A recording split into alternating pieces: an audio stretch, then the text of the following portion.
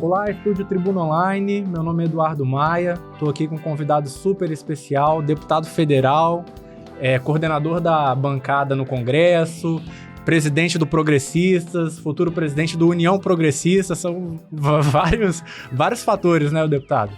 Deputado da Vitória, é um prazer tê-lo aqui, deputado, obrigado pelo seu tempo, obrigado por estar aqui conosco na Rede Tribuna.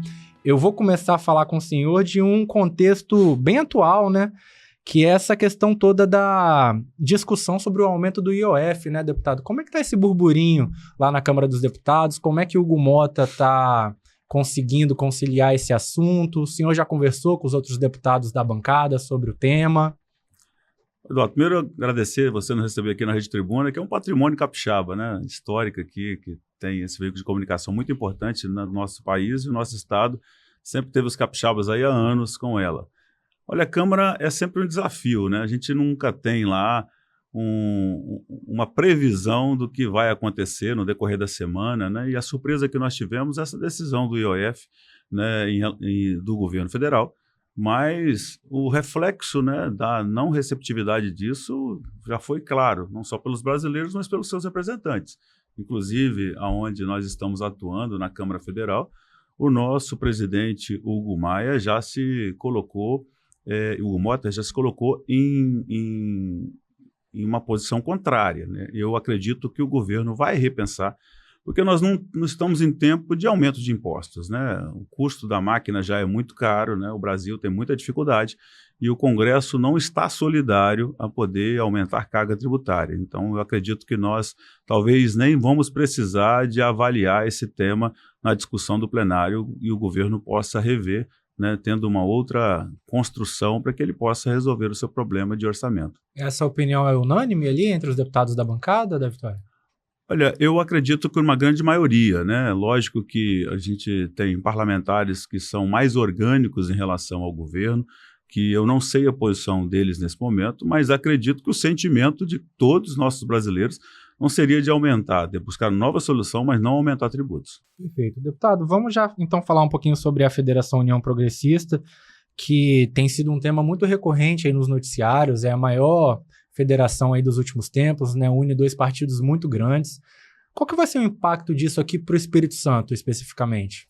Realmente foi uma construção muito habilidosa, né, dos presidentes de duas grandes legendas, do meu partido, progressista, assim como também do União Brasil, que tem uma história de consolidação já de força no Congresso, com muitos parlamentares, que a união dos dois resulta em 109 deputados, né, resulta em 14 senadores, né, o maior número de prefeitos em todo o nosso país, e isso é muita força, e automaticamente é uma potência no processo eleitoral de uma eleição majoritária, né?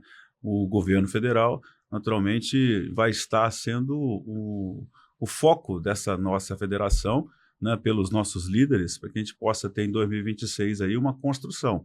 Já sair numa federação dessa é alguns passos a mais. E automaticamente isso nos estados. O nosso Espírito Santo, nós tivemos aí uma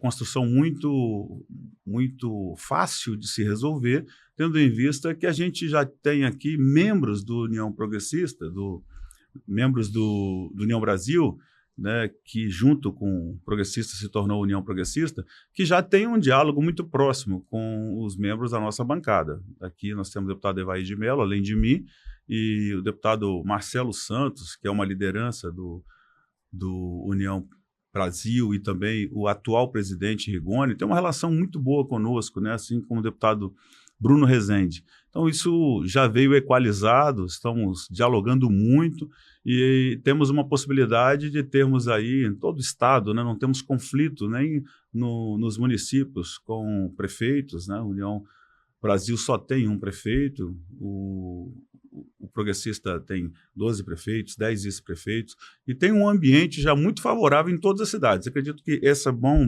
bom ambiente vai tornar, além da força do tamanho que é essa federação, mas também numa forte posição política para que a gente possa estar discutindo os processos eleitorais, principalmente de 2026. E qual que é o foco da federação, deputado? É fazer contas federais, tem uma ideia de estaduais, discussão de majoritária também, já tem alguma ideia? Seu nome é recorrentemente assim cotado para disputar principalmente o Senado, mas assim, tem uma possibilidade também se pintar uma condição de disputar o governo. O senhor, de repente, encara esse desafio também?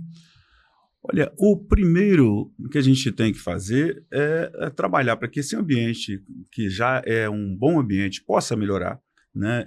Porque um processo de uma eleição majoritária, você não consegue fazer com que ele tenha sucesso sem construir uma boa base. E o que você nos provoca aqui sobre a eleição proporcional, tanto para a Assembleia quanto para a Câmara Federal, é uma grande base que você constrói. Então, você criar um bom ambiente, dialogar com as forças políticas, conversar com o governo do Estado, seguramente nos vai dar condições de a gente poder apresentar uma boa proposta para preencher alguns membros da Câmara Federal, que é o que dá tamanho a um partido, que são os deputados federais. Né? Assim como tem uma boa perspectiva, porque nós temos muitos líderes filiados, que já têm mandato, tanto na Assembleia Legislativa, como também nas câmaras de vereadores, habilitados para disputar a eleição na Assembleia. Eu acredito que nós vamos ser a maior bancada da Assembleia Legislativa e uma possibilidade real de termos uma grande bancada, que será a maior bancada que vamos entregar para a Câmara Federal. Naturalmente, com essa força, ela é legítima que nós possamos discutir a eleição majoritária. E o que nós estamos respeitando muito é o cronograma. Nós temos um contrato com a sociedade, no meu caso, principalmente, né, que se renovou agora em 2022, tomando posse como deputado federal mais uma vez, e nós temos trabalhado para fazer com que o nosso Estado continue avançando, né, nessas potencialidades que nós somos. Né? Temos um bom ambiente político aqui no Estado, que resultou num bom ambiente fiscal. Eu dei toda a contribuição, né, estando coordenando a nossa bancada por 7 mandatos consecutivos, criando um ambiente, né, respeitando as posições partidárias, para que a gente pudesse avançar quando o Estado precisou da gente. E dentre esses momentos, né, eu fui o relator do projeto mais importante para o nosso Estado, que foi a renovação dos incentivos fiscais, que dá segurança jurídica para que os empreendedores continuem aqui no Estado e continuem investindo aqui no Estado, e que resulta em, no mínimo, 100 mil empregos, né? Que resulta em 6 bilhões para os cofres do governo do Estado. Então, essa é a nossa preocupação desse momento. E respeitando o cronograma, que nós temos uma eleição que está aí praticamente há 1 ano e meio, né, e com esse sentimento de direito que nós temos de poder discutir a eleição majoritária, é lógico que a vontade do cidadão, ela sobressai a nossa vontade. Né? Então, nós vamos trabalhar para que nós possamos preencher os requisitos e apresentar a proposta. É natural que a gente possa pensar no processo de governo do Estado, é natural que a gente possa pensar no processo da eleição majoritária para o Senado, que são 2 vagas. É necessário que a gente possa construir, né, juntos, aqueles que estão aí discutindo, debatendo, se habilitando, mas que tem ainda uma jornada longa à frente. Né? Em todas as eleições, que a gente já está aí com 20 anos de mandato, a gente vê dezenas e dezenas de pré-candidatos. Né? Na hora do registro da candidatura, naturalmente, isso se afunila, né? E o que está do nosso lado, do União Progressista, é um instrumento muito poderoso, que é o diálogo. A gente tem conversado com todas as frentes e a nossa relação, ela é muito boa com todas as frentes aqui no Estado, para que a gente possa trabalhar, né, e conseguir fazer a maior unidade. Porque é isso que o capixaba espera. Né? Ele tem sempre eleições, mas se a gente puder ter um processo eleitoral que já termine com aqueles atores que se credenciaram, que chegaram ao mandato com mais condições de governabilidade, é muito melhor para o Espírito Santo. Mas dá para a gente falar, pelo menos em números proporcionais, deputado? Assim, pelo menos um objetivo da federação? A nossa meta é alcançarmos 4 deputados federais e 6 deputados estaduais. Perfeito. É um número alto, né? Meta tem que ser ousada, né? Estamos trabalhando para que ela seja alcançada. Com certeza. E, deputado, o senhor estava falando aí que costuma dialogar com todas as frentes, e é verdade, a gente acompanha pelas suas redes, a gente vê que o senhor se encontra tanto com situação quanto com oposição, me referindo aí ao governo do Estado, e recentemente o senhor esteve com o governador Renato Casagrande, né, e também com o Ricardo, e tem acenado aí um possível apoio da federação ao projeto dele, do governador, que possivelmente deve sair do governo para disputar uma cadeira ao Senado, e também do vice, que hoje é a prioridade do Renato em ser o próximo governador do estado. O senhor já confirma que vai haver esse apoio, ou é algo ainda que está sendo conversado nesse momento? O que eu confirmo é a relação que nós temos com o governador Renato Casagrande, que é um amigo, né? Estivemos aí já em vários projetos com 20 anos, né, que nós estamos construindo junto, né? Tem 19 anos de mandato, estamos indo para 20 anos esse processo, e naturalmente essa boa relação, e ele como líder, né, de ofício do nosso estado, com a maior liderança como o governador, nós temos o compromisso de estarmos dialogando junto para que nós possamos nos encontrarmos aí, permanecermos nessa linha para o processo eleitoral de 2026. Naturalmente, quando você fala oposição, situação, em relação ao da vitória, em relação à nossa federação, nós não temos essa condição. Estivemos participando de vários projetos do Estado, tanto na eleição de governo do Estado, que nós somos sócios, né, desse processo eleitoral. Quando reconduzimos o governador Renato Casagrande, né, o Partido Progressista estava lá ao lado, ombreado com ele, né, e estamos dando condições para que ele tenha uma boa governabilidade, assim como também participamos de vários processos eleitorais municipais e que as lideranças que se habilitaram, né, nesses processos, elas têm todo o direito de postular, discutir e se colocar como pré-candidatos. A minha missão, acredito que nesse tempo, eu tenho que ter do lado também maturidade, né, e aproveitar desse bom ambiente para que a gente possa debater e ser um elo de interlocução para nos encontrarmos num projeto ali, né, e discutirmos, né, 2026, podemos discutir 2028, podemos discutir 2030, para que o nosso capixaba ele possa sair vitorioso, porque quando as pessoas muitas das vezes pensam só no seu projeto pessoal, ou pensa só no seu processo eleitoral, naturalmente você não tem a vontade popular em primeiro lugar. E do meu lado, eu não só provo nas minhas manifestações aqui verbalizadas, mas na minha conduta, né? Está o desprendimento, está a busca da maturidade, está a busca do entendimento, que todo dia eu tenho provado de poder fazer com que a gente possa ter uma boa entrega aí nesse processo. Como o senhor tem observado esse processo e esse projeto do vice-governador Ricardo em rodar o estado todo, tentando se viabilizar? O que a federação tem observado quanto a isso? O Ricardo é um amigo que a gente tem, né? Trabalhamos aí enquanto ele também estava dando consultorias a grandes instituições, próximo do Congresso Nacional, mesmo sem mandato. Foi um senador da República que nós construímos algumas coisas juntos, mas nesse tempo ele colaborou muito com o nosso mandato de deputado federal para que a gente pudesse avançar nesses processos importantes para o Estado. E agora, enquanto vice-governador, que teve o nosso apoio, né, é um direito, né, uma liderança também importante, que está muito bem posicionada, que ele possa postular governar o Estado. E nós temos um tempo pela frente, que mais uma vez eu falo no cronograma, que é um direito também do governador Renato Casagrande disputar um processo eleitoral. E para que a gente possa ter a habilitação dessas lideranças, elas precisam preencher requisitos. No caso do governador, especificamente, ele tem que ter a renúncia do seu mandato, numa data de abril, para que ele possa estar habilitado a disputar um processo eleitoral como o Senado, que os capixabas esperam, né? E a gente tem um compromisso, né, dialogando, para que possamos estar juntos no seu projeto, no projeto dele, no projeto dos capixabas, enquanto senador, mas isso é natural que a gente possa também aguardar esse tempo, né? Para que realmente a gente possa ver que as pessoas que estejam habilitadas, assim como também prefeitos que queiram disputar a eleição, precisam estar habilitados, preenchendo os requisitos, precisam da renúncia. Então, o que é um cenário, a fotografia de junho de 2025, ela pode ser diferente de dezembro de 2025 e muito mais em abril de 2026. E eu tenho exercitado essa prudência, essa cautela, essa experiência que a gente já tem em outros mandatos, para que a gente possa estar debatendo com esses que postulam. Um deles é o nosso vice-governador Ricardo Ferraz, que tem a nossa simpatia, tem um exercício a se fazer pela frente, para que ele possa realmente aí estar habilitado em todas as condições, né, e a gente poder trabalhar para que a gente possa se encontrar nos nossos interesses ideais. E automaticamente né, a gente também tem, do nosso União Progressista, todo o direito de poder postular, se participarmos do processo majoritário, tanto para governador quanto para senador. E se a gente deixa esse link de diálogo aberto, fica muito mais fácil que a gente possa se encontrar naquele que melhor preencher os requisitos, aquele que melhor estiver habilitado e possa ter aí uma adesão, né, dessas forças.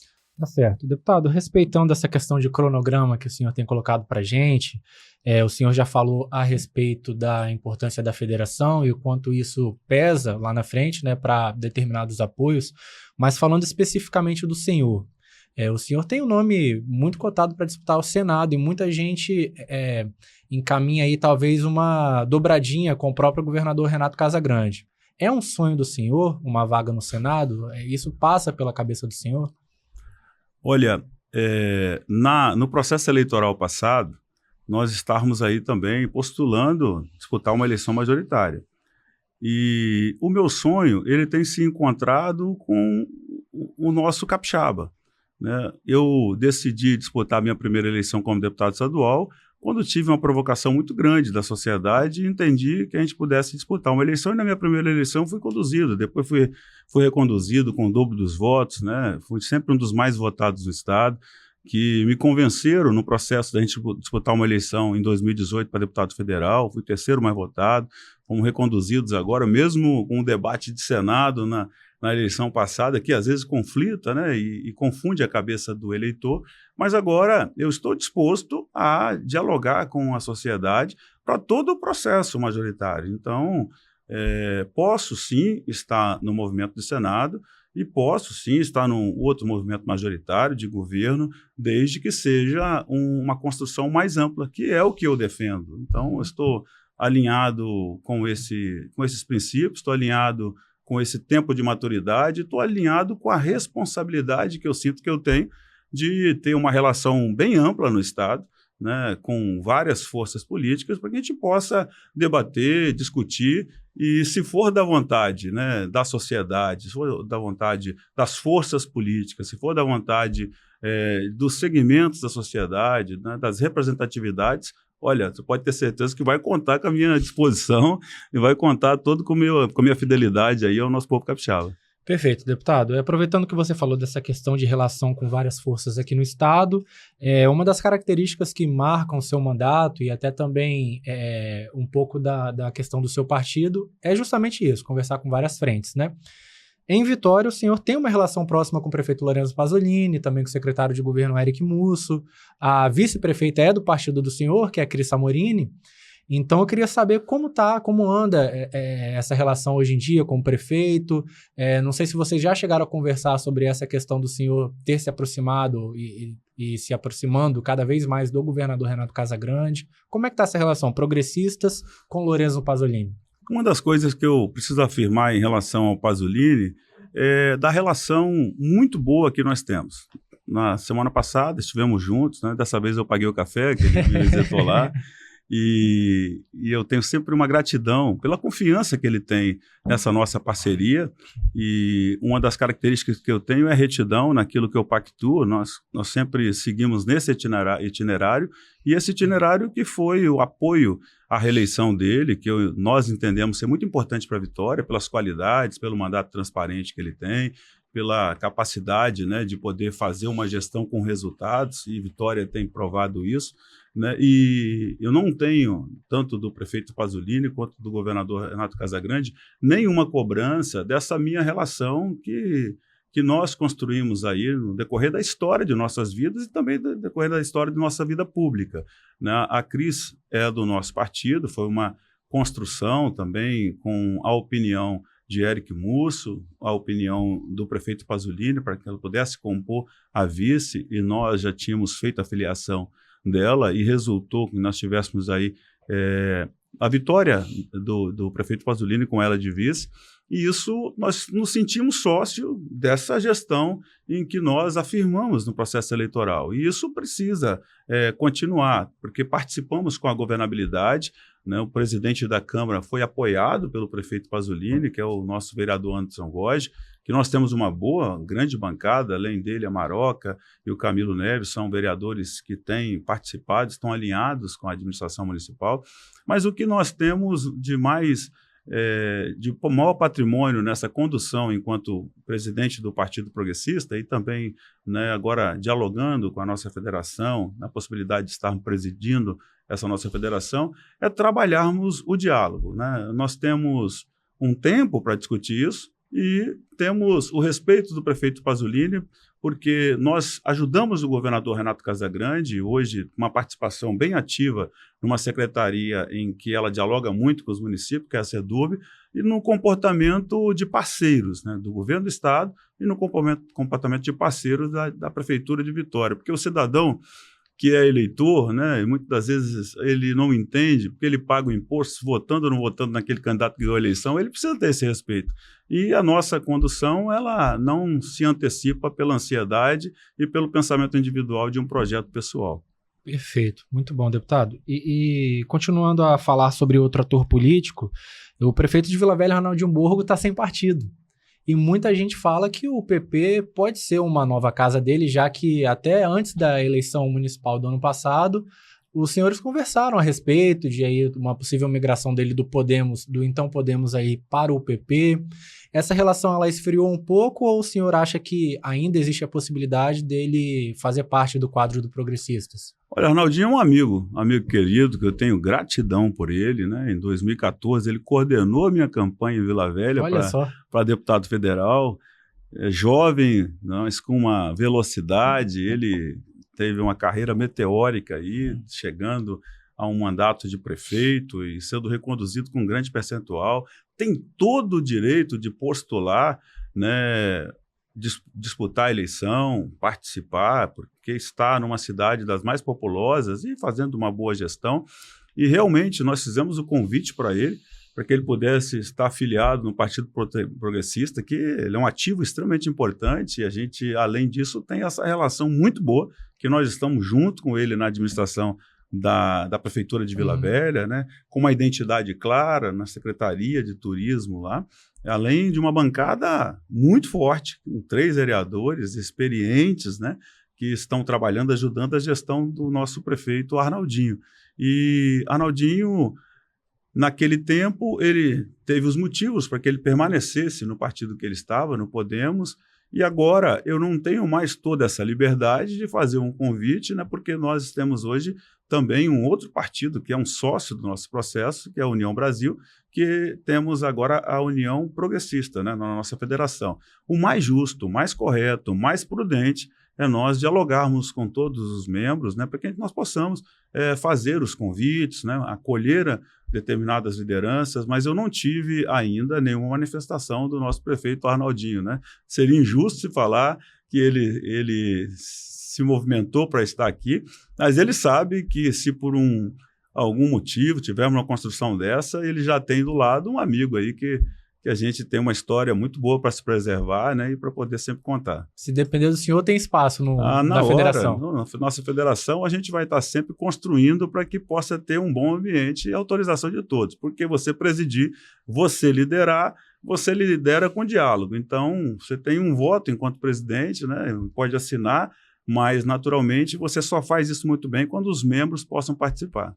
Perfeito. Deputado, recentemente o senhor publicou uma foto nas redes sociais que chamou a atenção de muita gente, que foi o encontro de Renato Casagrande, governador, e o prefeito de Colatina, Renzo Vasconcelos.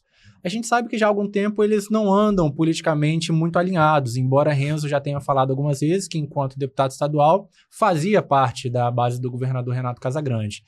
Foi um encontro que chamou a atenção de muita gente justamente por ter acontecido de forma presencial e de todo esse histórico que eu falei. Como é que foi essa construção? O que o Renzo achou do encontro? A gente pode falar que, a partir de agora, talvez tenha um alinhamento maior entre o governo do estado e Colatina. O senhor também é um deputado que representa a região ali de Colatina, a região do Noroeste. Queria que o senhor falasse um pouquinho sobre isso. Acho que a sua pergunta, ela prova mais uma vez, né, a minha condução na vida pública, né? E a confirmação de que eu sempre coloco o diálogo acima de todos os processos. No processo eleitoral, a gente sempre tem os debates, as discussões, as posições, que é de direito de cada uma das lideranças, assim como do nosso governador Renato Casagrande, que pode ter tido pelo grupo, né, que apoiou o Renzo Vasconcelos, que eu não estive com ele no processo eleitoral, estive com o ex-prefeito, né, que estava sendo conduzido aí para disputar a reeleição. Mas a minha história com o Renzo é uma história muito bonita, né? Na minha primeira eleição, eu tenho uma gratidão muito grande pelo avô dele, Pergentino Vasconcelos, e principalmente pelo pai dele, o Pergentino Júnior, que talvez se eles não tivessem nessa vida, eu nem teria disputado uma eleição. E foi uma história muito boa. E depois nos encontramos disputando eleições no mesmo cargo, né? E tivemos aí uma maturidade para poder compreender. E o que me surpreendeu com o Renzo, que logo após ele ser reeleito, né, eu tive a visita do pai dele na minha casa, que nós começamos a debater e construir um projeto para Colatina, e depois tive uma visita do Renzo, por 1, 2, 3 vezes, que mostrou muita maturidade para colocar a Colatina em primeiro lugar. E, naturalmente, também tinha um ambiente que precisava ser melhorado com o governo do Estado. A cidade de Colatina, ela precisa dessa parceria, do braço forte do governo do Estado, e esse é um comportamento que eu tenho, junto com o deputado Foleto, né? Tenho conversado muito com o deputado Sérgio Meneghelli, para que a gente possa unir nossas forças em prol da cidade, e foi uma solicitação do nosso prefeito Renzo, por algumas vezes, né? E nem todo mundo precisa pensar como a gente, né? Tem gente que não colabora para que isso possa acontecer, mas eu sempre vou enfrentar isso para que a gente possa ter esse bom ambiente. E tivemos, né, também o entendimento do governador, e essa agenda pode ter certeza, né? Eu estou falando aqui publicamente que tive o reflexo do governador Renato Casagrande, que foi uma agenda muito boa, e uma felicidade do Renzo, que seguramente agora ele vai colocar todas as energias para que Colatina possa está nesse alinhamento de muitas ações que existem lá no governo do Estado, junto à cidade, que passa pela Prefeitura Municipal. Você não consegue fazer com que nenhuma obra aconteça no município sem que a Prefeitura possa participar. E tem vários convênios assinados, tem muitas obras de infraestrutura que depende, né, do governo do Estado, que já tem recursos lá empenhados para isso, e muitas que nós debatemos lá e o governador sinalizou positivamente. Então, não tenho dúvidas, tenho certeza que essa agenda foi muito boa para a Colatina. E nós não vamos perder tempo, energia, nós vamos só ganhar agora, né, com esse bom ambiente que o governador Casagrande decidiu junto com o nosso prefeito Renzo Vasconcelos. Muito bom. Já tem alguma previsão de visita que o governador pode fazer lá na região de Colatina? O governador já me cobrou, né? Ontem mesmo estive com ele no evento, e ele já me cobrou para que a gente possa lá. Tem alguns projetos, uma ligação importante do bairro Vicente Suela, a BR-080, que um recurso de 19 milhões de reais, que o governador vai estar lá para poder dar ordem de serviço. Nós temos uma outra obra que dá um novo acesso à chegada de Vitória, a chegada em Colatina por Vitória, ali na Beira Rio, uma obra de aproximadamente 60 milhões de reais, que o governo do Estado também, junto com o DR, está já autorizado, já tem um processo de licitação que já deve ter sido concluído, e várias outras intervenções que o governo do Estado participa ativamente, na educação, na saúde, o novo hospital, que já tem um recurso definido, né, da repactuação da Renova, de 260 milhões de reais. Então, são interesses que o governador tem se colocado, junto com o prefeito Renzo, subordinado à vontade da população. E eu estou do lado para poder avalizar isso e não deixar com que se perca um minuto, que a gente possa voltar a esse bom ambiente que nós sempre tivemos de Colatina com o governo do Estado. E nessa agenda, eu acredito que eu pude ajudar um pouquinho a esse tempo se antecipar. Muito bom. Deputado, eu gostaria então de agradecer ao senhor o tempo que o senhor teve aqui com a gente. Obrigado em nome de toda a Rede Tribuna. Foi um prazer recebê-lo aqui. E gostaria que o senhor deixasse para a gente as considerações finais. Olha, Eduardo, eu já sou um parceiro aqui da Tribuna, porque nós consideramos, né, um dos veículos que tem a maior retidão, né, naquilo que conhece dos interesses do Estado, conhece da necessidade que o Espírito Santo tem, junto às instituições, aos setores e também às lideranças políticas. Então é muito bom estar aqui na Rede Tribuna. Eu quero te agradecer e falar que vocês têm um papel importantíssimo para que a gente possa manter esse bom ambiente no Espírito Santo, de estabilidade política, esse bom ambiente de desenvolvimento, para que a gente possa estar sempre aqui participando, porque somente através de uma oportunidade como essa que a gente se comunica com a grande parte da população capixaba. Muito obrigado, sempre à disposição. E essa entrevista do Estúdio Tribuna Online você pode conferir no Jornal A Tribuna, no portal Tribuna Online, no YouTube e nos nossos tocadores de podcast.